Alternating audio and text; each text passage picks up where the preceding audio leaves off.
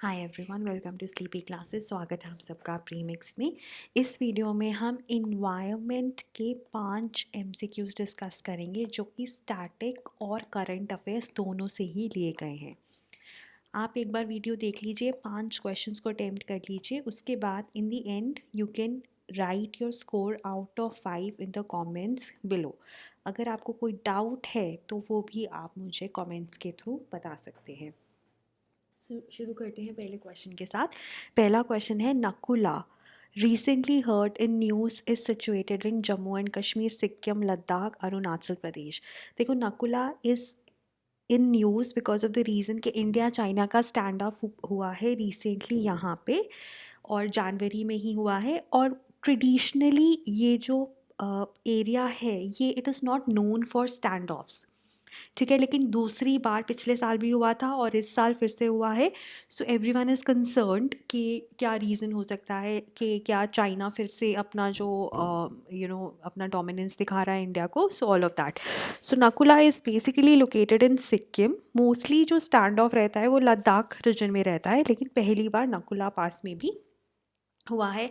और इनफैक्ट जो लेटली हुआ है उसको इंडिया ने तो माना है कि माइनर इंजरीज हुई, और दोनों जो जगह पे माइनर इंजरीज हुई, मतलब इंडियन जो सोल्जर्स, चाइनीज सोल्जर्स को भी, लेकिन चाइना ने बिल्कुल ही डिनाई कर दिया है इसे। तो अगर हम मैप में देखें, सो यहाँ पर है नकुला, राइट। सो मोस्टली जो रहता है स्टैंड ऑफ वो इस एरिया में रहता है, लेकिन इस बार यहाँ पे भी हुआ है। So it connect Sikkim with Tibet autonomous region, right. The next question is regarding Sundarbans. आपको बताना है कौन सी स्टेटमेंट्स करेक्ट हैं। Sundarbans jungle has been named after the large mangrove trees Sundari. It has unique tidal phenomenon twice a day. There are high tides when water level seems to rise around 6 to 10 feet, and low tides when one can see the mudland area lying flat. It comprises of more than 100 islands. सो आपको 3 statements दी गई हैं। In fact Sundarbans का अगर आपको ये भी पता हो कि सुंदरी ट्री के नाम पर है, so you actually have to know the scientific name also, ठीक है। सो ये है, heritiera littoralis is the scientific name और नॉट, क्योंकि अगर ये नहीं है तो ये स्टेटमेंट गलत हो जाती है, राइट। सो बाकी statements I think are obvious. सिर्फ एक यही चीज़ है जो थोड़ी कंफ्यूज कर सकती है आपको। In fact that is also correct. So 1, 2 and 3 इसका आंसर है। देखो, सुंदरबंस एक बहुत ही इम्पॉर्टेंट पार्ट है हमारे देश का। सो मेजरली जो ये बनता है, it is formed when the deltas of 3 rivers, Ganga, Brahmaputra and मेघना रिवर, दे मर्ज, ठीक है। सो यहाँ पे बहुत मैंग्रोव्स मिलते हैं, and it is the only region in the world mangrove जहाँ पे मिलते हैं और जहाँ पे टाइगर्स भी नेचुरली आपको मिलते हैं, ठीक है। And it is actually named after the Sundari tree, क्योंकि वो यहाँ पे बहुत ज़्यादा मिलते हैं। नो मैंग्रोव जो हैं उनकी अपनी मॉडिफिकेशंस है to survive in the swampy areas of Sundarbans, ठीक है। You can actually look at that part also कि कौन सी मॉडिफिकेशंस होती हैं, कौन सी अडेप्टैशंस हैं, राइट। अगर हम और चीज़ें पढ़ें, so the history of Sundarbans is believe to be around 200 to 300 AD. It's evidence shows the remains found in Bagmara forest block.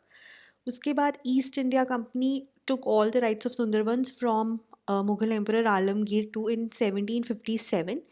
And after this, and after the establishment of the forest department in Bengal, the British preserved the Sundarbans. ठीक है, so we have Ganga, Brahmaputra, Padma and Meghna falling into the Bay of Bengal through Sundarbans. So they're spread over an area of 10,000 square kilometers, जिसमें से 6,000 बांग्लादेश में है और 4,000 India में है. So 40% of the Sundarbans is in India. Then it is the world's largest mangrove forest, which is surrounded by swamps. ठीक है, world's largest delta है, इसे बंगाल डेल्टा और ग्रीन डेल्टा भी कहा जाता है, ठीक है।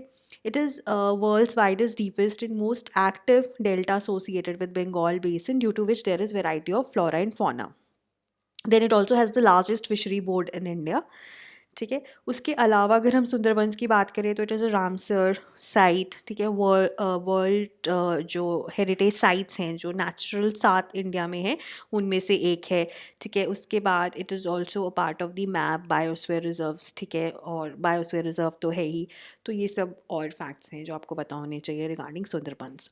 उसके बाद based on the following statements you have to identify the national park, biosphere reserve और वाइल्ड लाइफ सैंक्चुरी। तो आपको 6 स्टेटमेंट्स दी गई हैं। In 1879 it was declared a reserve forest. तो ये स्टेटमेंट थोड़ी इनकॉन्सिक्वेंशियल है, आपको नहीं याद होगा और नहीं आएगा इससे समझ। नेक्स्ट स्टेटमेंट है हालोन एंड बंजर वर 2 sanctuaries into which this conservation reserve was earlier divided into in 1930s।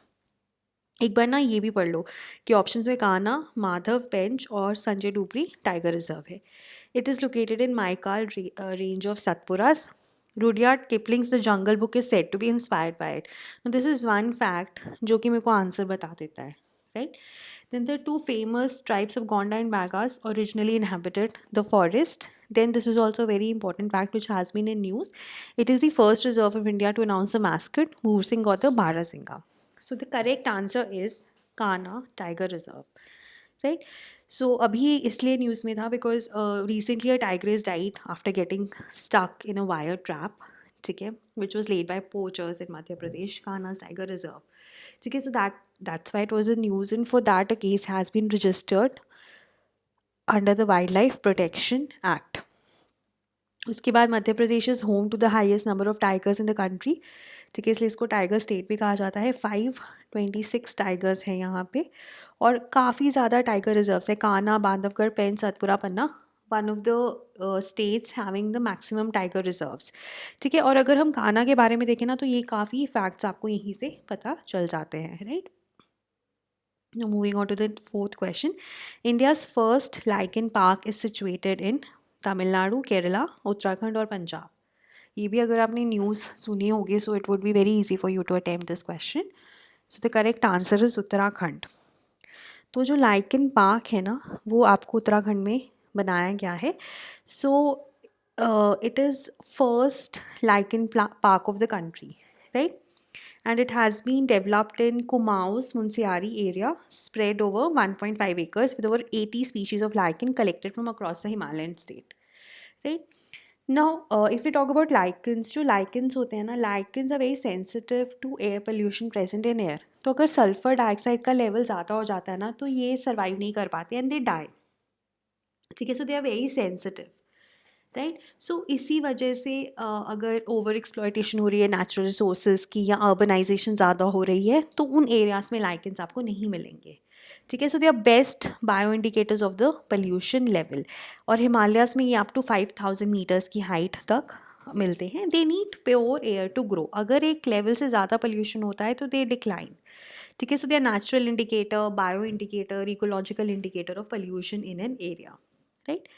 उसके बाद उत्तराखंड की बात करें, they have more than 600 species of lichen followed by Himachal and Jammu and Kashmir with 503 and 386। तो सबसे ज़्यादा लाइकन की स्पीशीज़ आपको कौन सी स्टेट में मिलती हैं? उत्तराखंड, और वहीं पे फर्स्ट लाइकन पार्क भी बना है।